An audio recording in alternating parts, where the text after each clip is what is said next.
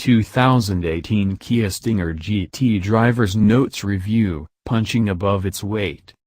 The 2018 Kia Stinger GT is a breath of fresh air in the Korean automaker's lineup.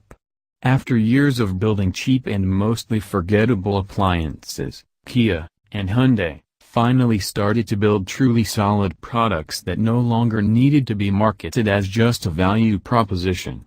Once the company finally got reliability, build quality and styling down, it really needed to focus on performance if it had any plans to be a fully rounded automaker. Hyundai is doing very much the same thing with cars like the new Veloster N. On paper, we should be comparing the Stinger GT to cars like the Dodge Charger. Size, pricing and power are all about the same, but that's not really where we're at. Kia is talking more about cars like the Audi A5, BMW 3 Series and other luxury sedans, and that's how we're seeing it too. It shows just where Kia is aiming with this car. The car we have this week is the base GT, the lowest spec model available with the 365 horsepower twin-turbo V6. This is the same engine that's available in the Genesis G80 Sport. While the GT1 trim doesn't get things like a moonroof or a 720-watt stereo system, it's still pretty well equipped.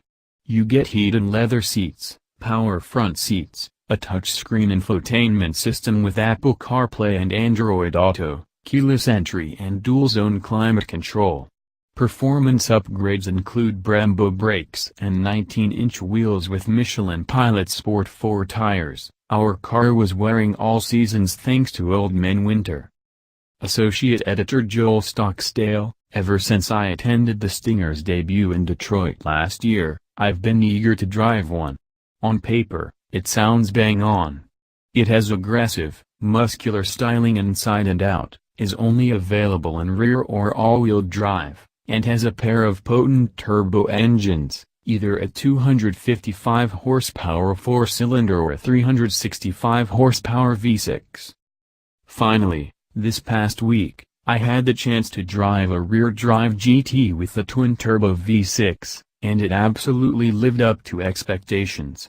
One of the first things that delighted me was the steering and handling. The helm is very quick and accurate, and the chassis feels light, communicative, and easy to manage. This was particularly helpful since, although I drove it on the one warm day in Detroit this winter, it was still wet and slippery outside. The engine is a charmer, too.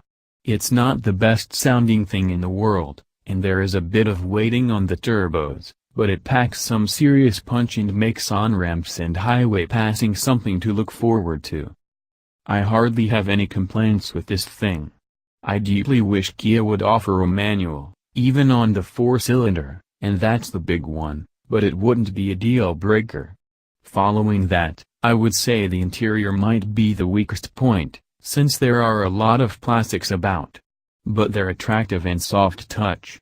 If I get really nitpicky, there are sports sedans that might have advantages in any one area such as engine or steering, but the Kia does everything extremely well, and it does so at a price that established competitors can't match.